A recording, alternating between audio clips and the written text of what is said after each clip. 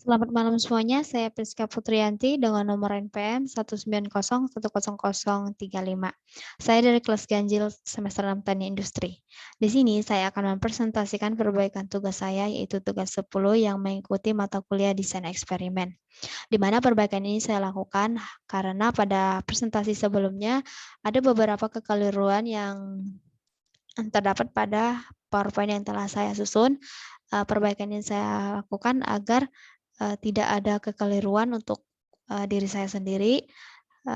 Begitu juga dengan teman-teman yang telah menonton atau mungkin boleh jadi mengikuti tutorial video yang telah saya share di YouTube atau di grup WA. Nah, saya melakukan perbaikan ini agar teman-teman juga dapat memperbaiki atau memberikan atau mendapatkan informasi yang sebenarnya. Oke, langsung saja teman-teman. Saya akan langsung bagikan saja PowerPoint yang telah saya susun kembali. Seperti yang teman-teman lihat, ini adalah cover dari PowerPoint saya yang telah saya perbarui, yaitu perbaikan tugas 10 desain eksperimen mengenai metode Taguchi. Halaman selanjutnya ini adalah aturan pengerjaan soal tugas 10 ini yang telah dibagikan oleh dosen pembimbing kita di kelas Edmodo. Teman-teman bisa cek di Edmodo juga. Kemudian ini adalah keterangan mengenai metode Taguchi. Yang pertama, metode Taguchi ini adalah metode yang ditemukan oleh Dr. Genichi Taguchi pada 1949. Beliau berasal dari Jepang atau berkebangsaan Jepang. Nama metode Taguchi ini diambil daripada nama beliau. Konsep untuk metode Taguchi ini adalah mendesain produk dengan membuat kerugian atau noise seminimal mungkin dan keuntungan bernilai seoptimal mungkin. Metode Taguchi mengkombinasikan prinsip desain daripada sound engineering dengan desain of eksperimen versi Taguchi itu sendiri. Metode Taguchi adalah sebuah metode strategi yang membangun atau membuat produk atau proses yang tahan noise atau robust sejak dari tahap pendesainannya atau mendesainnya awal desain. Dalam metode Taguchi, selain mengkombinasikan dengan ilmu sound engineering, metode Taguchi juga menggunakan matriks orthogonal array untuk menentukan jumlah running percobaan yang paling sedikit yang dapat memberikan informasi sebanyak mungkin tentang semua faktor yang mempengaruhi suatu percobaan. Nah, orthogonal array ini digunakan untuk menentukan matriks faktor dan level yang disusun sehingga satu faktor dengan faktor lain atau satu level dengan level lain itu tidak berbaur atau tidak saling mempengaruhi, melainkan berdiri sendiri atau tegak lurus terhadap faktor yang lain. Nah, bagian terpenting daripada orthogonal array ini pada metode Taguchi terletak pada pemilihan kombinasi level daripada variabel-variabel input untuk masing-masing percobaan. Nah, di sini pada presentasi pertama saya ada kekeliruan. Di sana saya mengatakan bahwasanya keunggulan metode Taguchi bersih ini. Nah, di sini saya melakukan perbaikan bahwasanya keunggulan metode Taguchi ini itu pada waktu itu, yaitu pada tahun 1949. Namun untuk tahun 2022 ini, metode Taguchi jika dibandingkan dengan metode faktorial bisa dikatakan sama efisien dan efektifnya. Karena apa? Karena metode faktorial telah mengalami pengembangan atau perkembangan di mana dia bisa atau mampu bersaing dengan metode Taguchi pada saat ini, yaitu tahun 2022. Nah, pada saat itu metode Taguchi ini memiliki beberapa keunggulan, yaitu Tingkat efektif dan efisiensi rancangan percobaan lebih tinggi karena dapat melakukan penelitian yang melibatkan banyak faktor dan level. Yang kedua, memperoleh suatu proses yang menghasilkan produk yang konsisten dan kokoh terhadap gangguan yaitu faktor yang tidak dapat dikontrol. Contohnya pada saat kita melakukan penelitian terhadap suatu tumbuhan, salah satu faktor yang tidak bisa diukur, yang tidak bisa kita kendalikan itu adalah cuaca atau iklim. Nah, pada penggunaan metode Taguchi ini kita bisa mengambil atau meneliti faktor noise itu juga. Sehingga kita bisa menghasilkan produk atau proses itu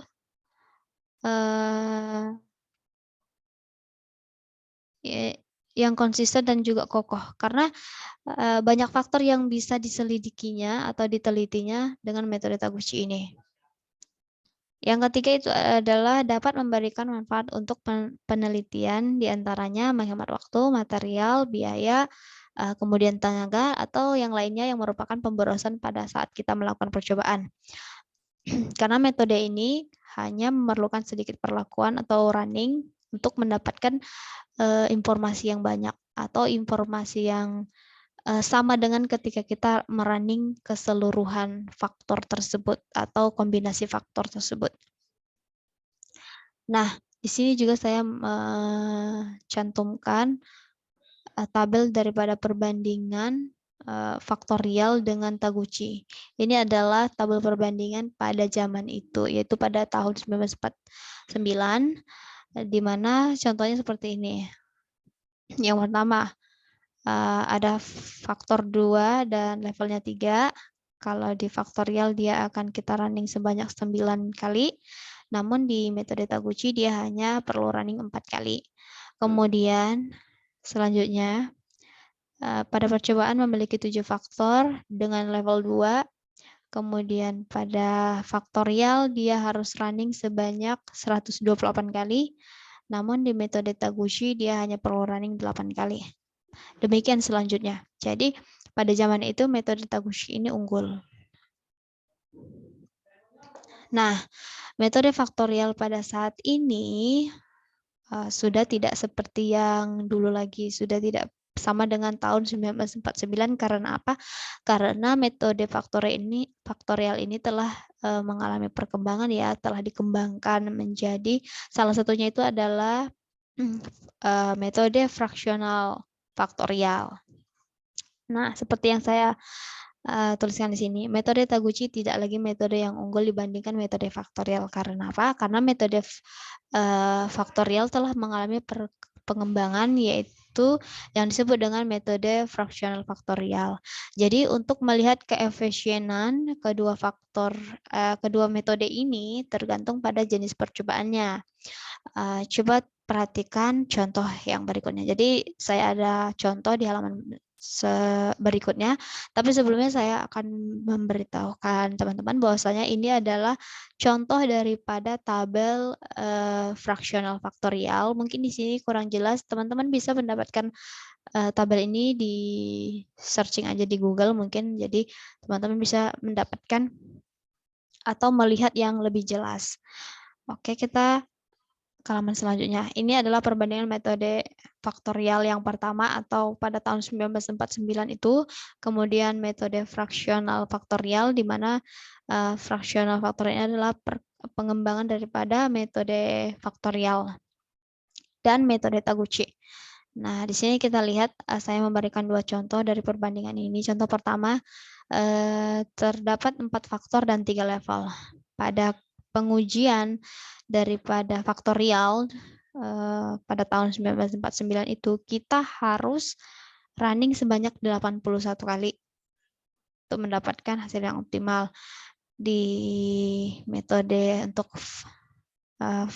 fraksional Taguchi, kita tidak bisa menggunakan metode Taguchi ini karena tidak ada pada aturannya untuk faktor 4 dengan level 3.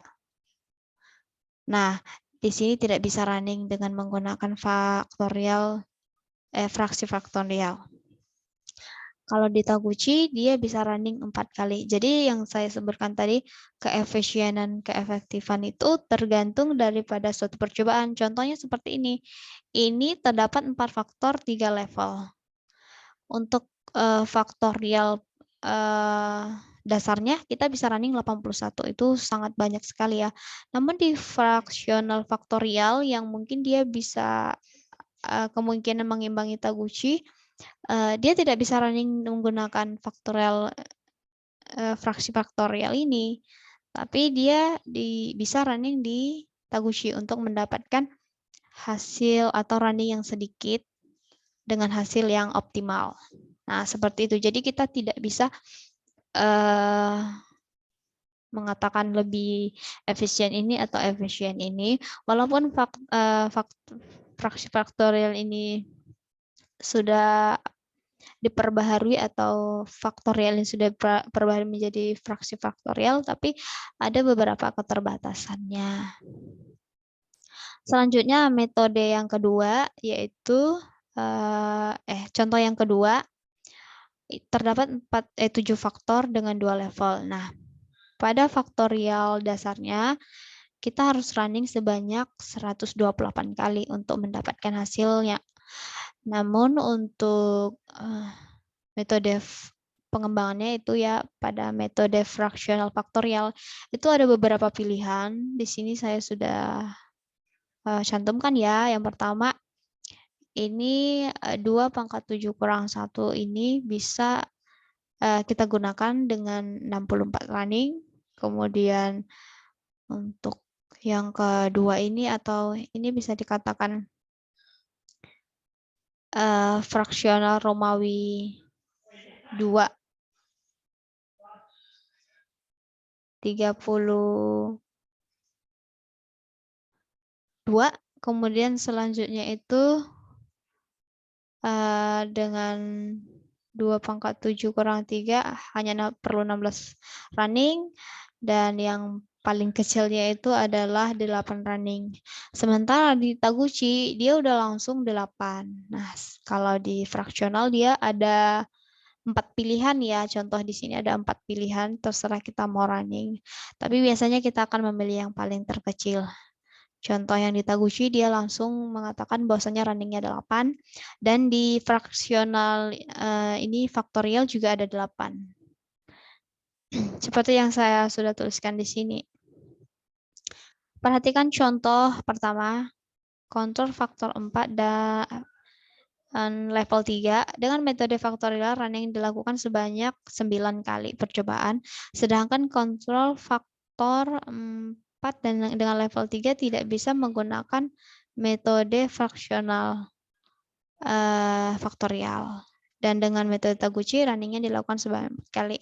Untuk contoh kedua, di sini dengan metode faktorial running dilakukan sebanyak 128 kali percobaan, sedangkan dengan metode fraksional faktorial running yang dilakukan ada beberapa pilihan yaitu 64, 32, 16, dan 8 kali percobaan.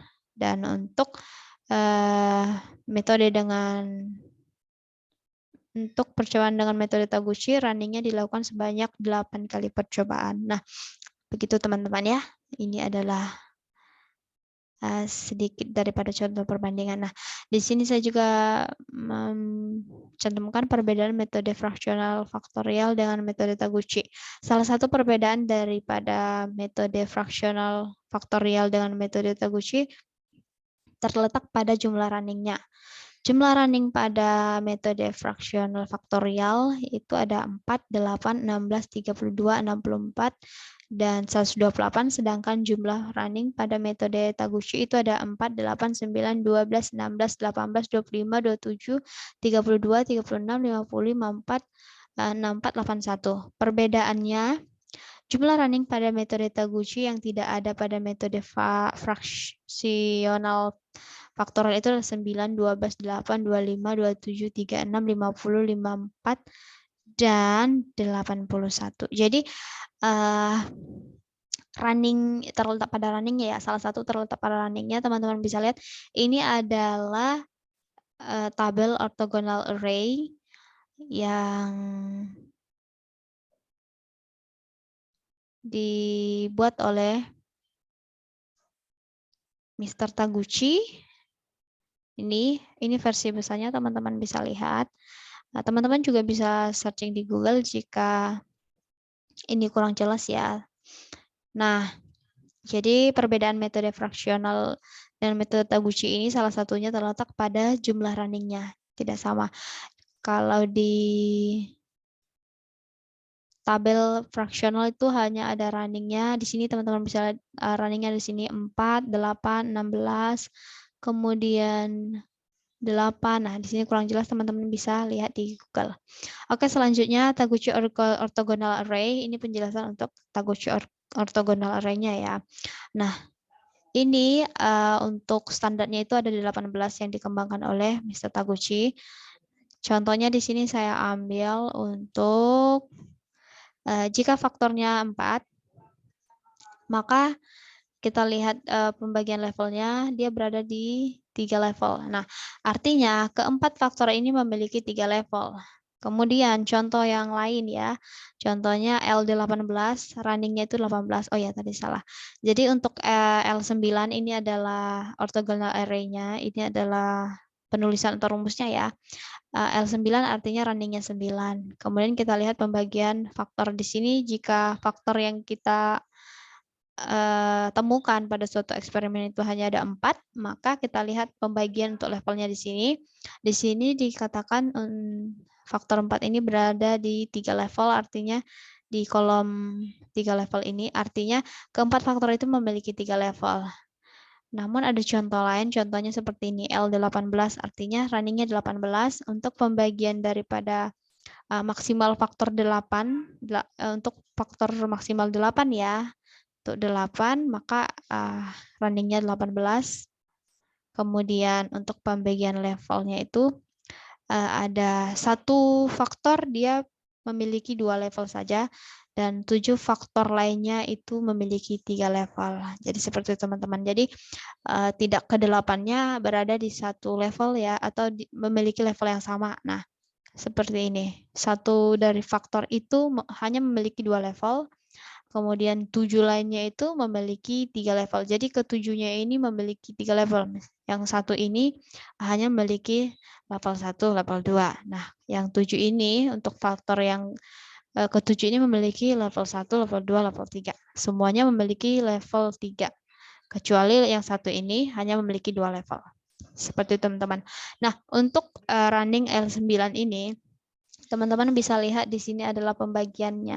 Jadi pembagiannya itu rata ya teman-teman. Ini. Jika 1, 2, 3, 4, 5, 6, 7, 8, 9, 10, 11, 12. Nah, ini level 1-nya ada 12, maka level 2-nya juga ada 12, level 3 juga 12. Seperti itu teman-teman. Jadi ini adalah number dari runningnya, kemudian ini kolom ini itu faktornya, dan ini adalah level-levelnya. Ini pembagian levelnya. Jadi misalnya kita running pertama ini untuk faktor pertama, maka di sini itu adalah level pertama. Yang kedua juga level pertama, yang ketiga juga level pertama, yang keempatnya juga level pertama. Seperti itu teman-teman. Oke, selanjutnya, nah ini juga sama ya, pembacaan Taguchi orthogonal array. Jika teman-teman bingung, di sini L-nya itu adalah notasi atau informasi mengenai orthogonal array-nya. Kemudian angka 8 ini merupakan nomor baris atau jumlah percobaan, contoh apa ya? Running-nya seperti ya teman-teman. Jadi 8 ini adalah running-nya. Kemudian atau berapa kali percobaan seperti itu. Kemudian yang 2 ini adalah nomor level yang menyatakan jumlah daripada level faktor ini. Kemudian yang 7 ini adalah faktornya atau nomor kolom, yaitu jumlah faktor yang diamati dalam orthogonal array. Nah, di sini juga ada saya kasih keterangan. Matriks L8 memiliki 8 percobaan dan matriks L9 memiliki 9 percobaan. Dan begitulah seterusnya. Oke, selanjutnya teman-teman. Nah, ini adalah signal to noise ratio. Jadi, metode Taguchi itu seperti yang tadi mengkombinasikan dengan keilmuan sound engineering. Jadi, pada sound engineering itu ada yang namanya signal to noise. Jadi, semakin besar sinyalnya, noise-nya semakin kecil seperti itu, teman-teman. Nah, seperti yang sudah pernah kita dengarkan dari penjelasan dosen pembimbing kita bahwasanya untuk desain atau keadaan daripada gambaran daripada eksperimen itu seperti ini ya teman-teman. Ada input, kemudian ada faktor yang mempengaruhi proses, baru ada output. Nah, pada metode Taguchi itu terdapat dua jenis faktor. Yang pertama itu adalah faktor yang dapat dikendalikan. Kemudian ada faktor yang tidak dapat dikendalikan. Nah, pada proses atau pada metode Taguchi, metode yang tidak dapat dikendalikan ini juga bisa kita masukkan pada penelitian kita, teman-teman. Jadi dia akan mendapatkan hasil sama seperti faktor yang dapat dikendalikan. Kemudian dia akan mengeluarkan respon atau hasilnya. Nah, di sini ada penjelasan mengenai signal to noise.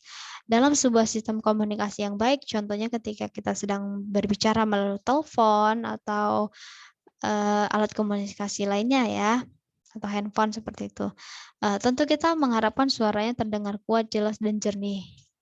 Sedangkan untuk gangguan atau noise-nya itu sekecil mungkin. Nah, seperti itulah keilmuan daripada sound engineering ini.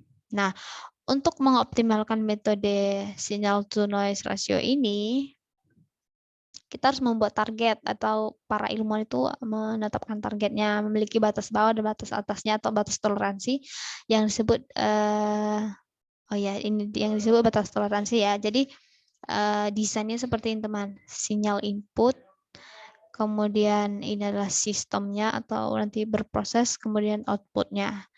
Dan outputnya ini diharapkan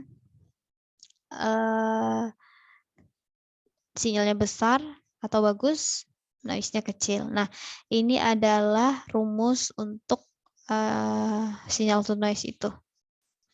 Dengan keterangannya ada di bawah sini ya, teman-teman. Oke, selanjutnya karakteristik kualitas dan sinyal to noise ratio. Karakteristik kualitas menurut Taguchi ada 3, yaitu nominal is the best, terus smaller is the better, dan longer is better. Sedangkan cara melihat karakteristik suatu percobaan yaitu dengan menggunakan signal to noise ratio. Menurut Belavendram pada tahun 1995 ada beberapa tipe karakteristik kualitas SN ratio dari suatu respon pada penelitian, yaitu kita lihat pada halaman selanjutnya. Nah, yang pertama, nominal is the best.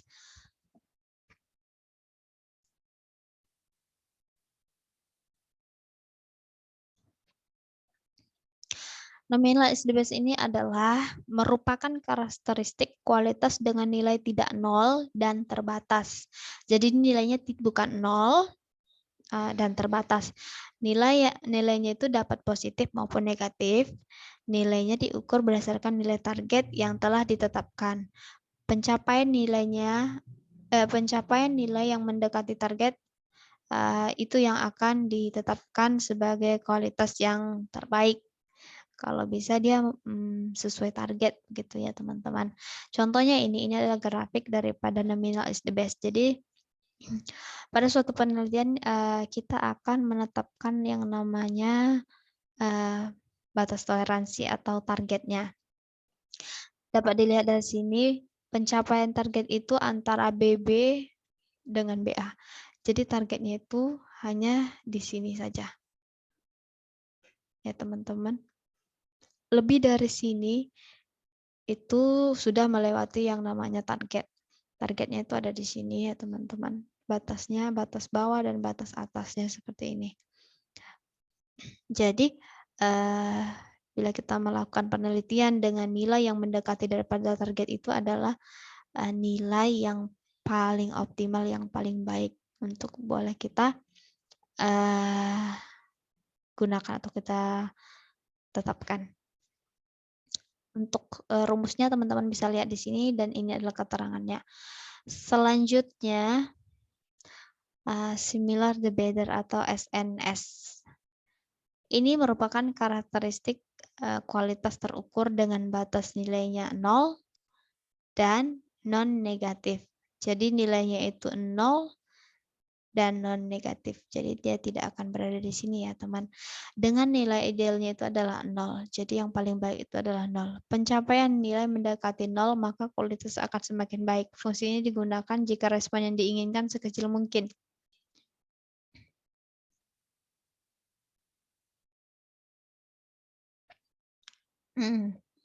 Contohnya apa ya? Maksudnya ini adalah ketika kita menginginkan nilai yang paling kecil, maka kita harus menggunakan metode similar the better ini. Nah, cara membacanya untuk grafik ini, teman-teman bisa lihat. Ini adalah grafik untuk similar the better. Dia memiliki batas atas ya, dan batas bawahnya itu adalah 0. Nilai yang paling ideal itu 0. Jadi, ketika kita mendapatkan suatu hasil penelitian, semakin mendekati 0 nilai yang dihasilkan, maka itu akan semakin baik. Karena itu adalah nilai yang diharapkan daripada similar the better. Jadi ketika nilainya itu semakin mendekati 0, apalagi 0, itu adalah nilai yang terbaik, nilai yang optimalnya. Untuk rumusnya teman-teman bisa lihat di sini. Dan selanjutnya adalah longer the better.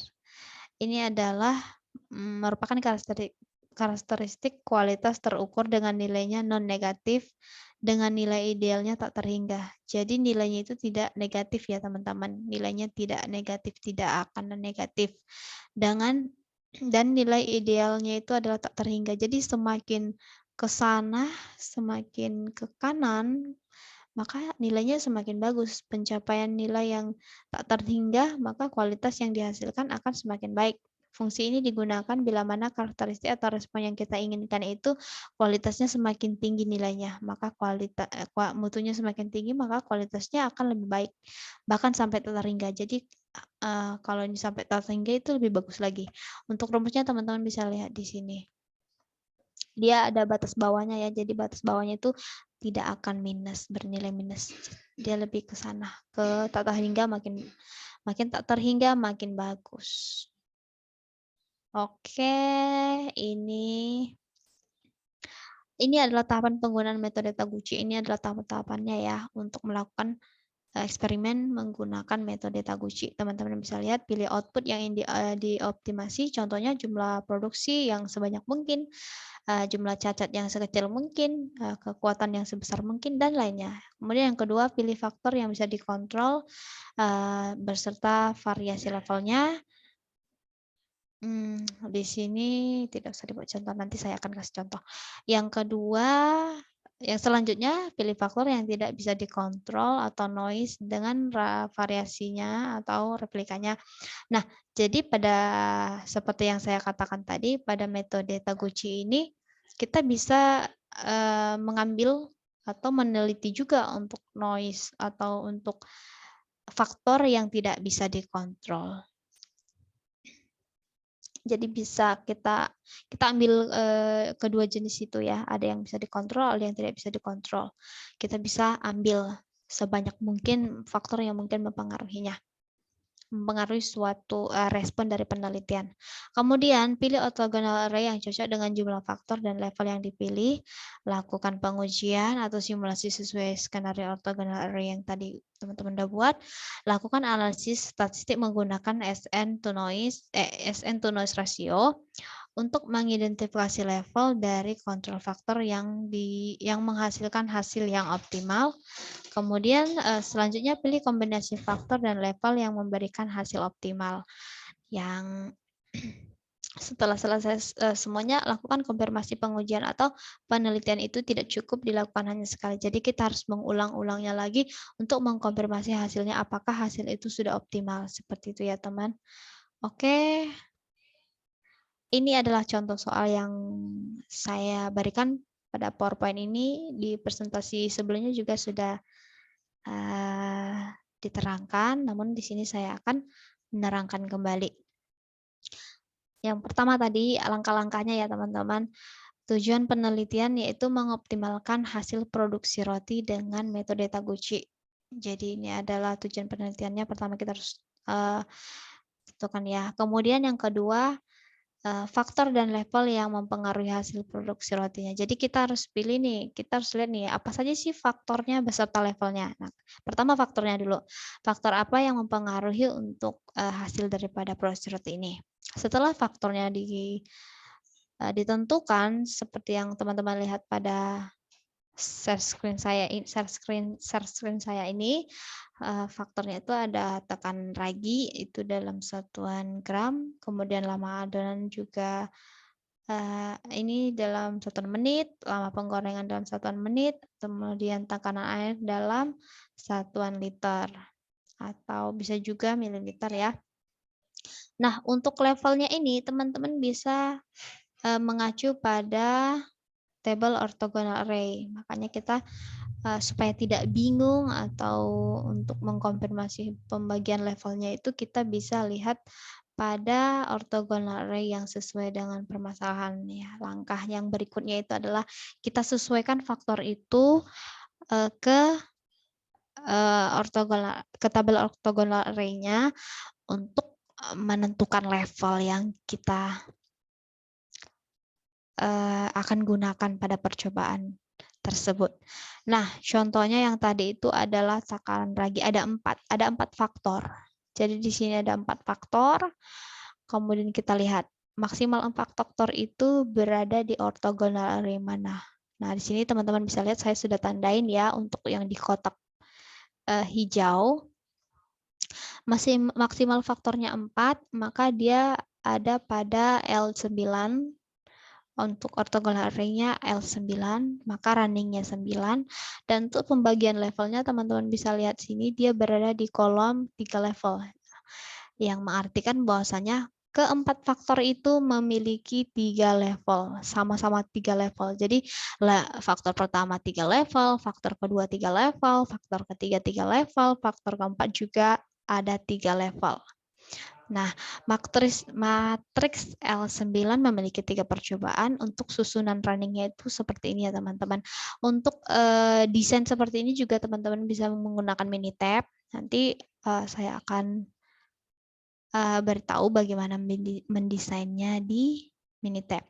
Nah, sebelum kita melanjutkan, teman-teman juga harus menentukan targetnya. Apa sih yang teman-teman targetkan untuk meningkatkan produksi roti ini gitu. Nah, di sini saya mencantumkan targetnya itu adalah jumlah produk cacat. Jadi kita akan mengoptimalkan produksi roti itu dengan melihat jumlah produk cacat dari roti yang dihasilkan. Ini targetnya bisa apa saja ya cara untuk mengoptimalkan, tapi di sini targetnya itu adalah jumlah produk cacat dari roti yang dihasilkan. Jadi kita akan melihat jumlah cacatnya dulu.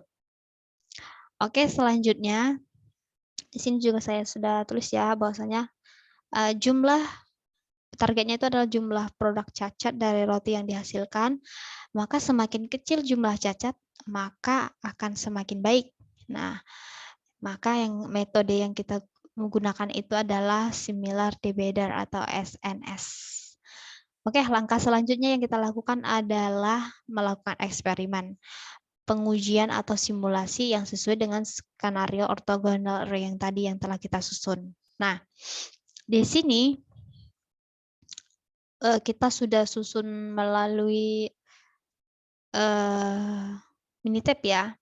Ini saya proses di Minitab, nanti saya akan tunjukkan caranya.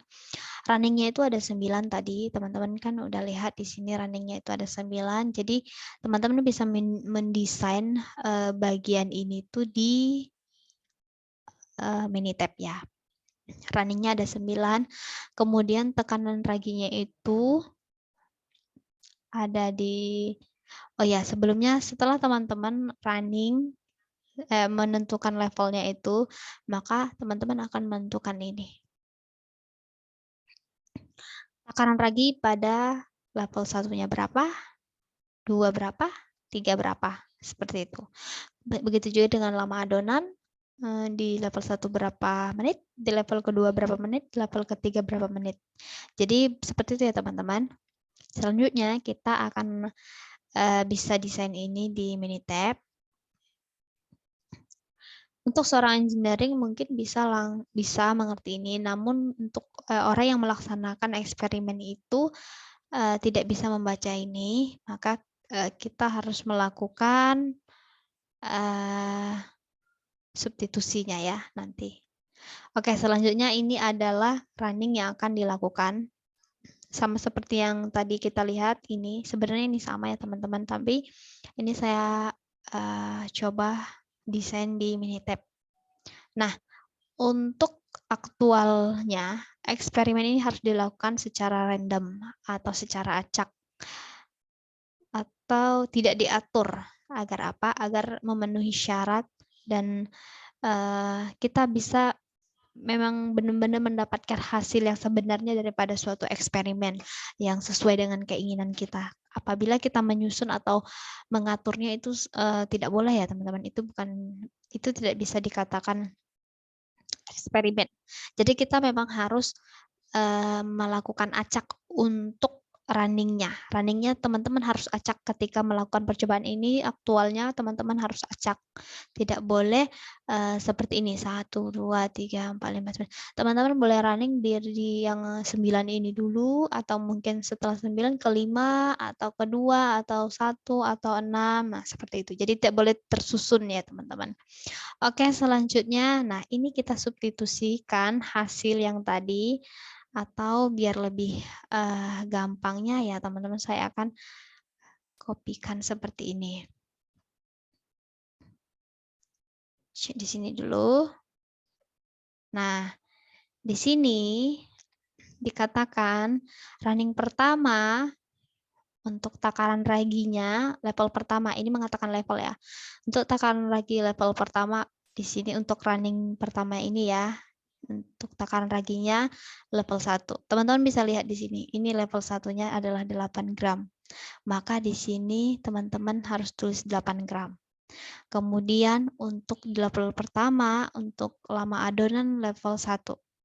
Level 1 untuk lama adonan itu adalah 20 menit. Jadi teman-teman akan desain di sini tuh 20 menit. Kemudian lama penggorengan itu 3 menit, teman-teman lihat. Lihat di sini. Untuk level 1 lama penggorengannya 3 menit. Maka teman-teman akan tulis di sini nanti 3 menit atau melakukan randomnya dengan 3 menit. Kemudian tekan airnya 0,2. Jadi di sini akan teman-teman lakukan 0,2. Nah, running pertama ini takaran raginya 8 gram, lama adonannya 20 menit, lama penggorengan 3 menit, dan takaran airnya 0,2 liter atau sama dengan 200 ml. Nah, seperti itu ya teman-teman. Nah, saya hapus dulu. Nah, setelah itu ini teman-teman substitusi ke sini tadi. Nah, seperti ini. Jadi dia disubstitusi ke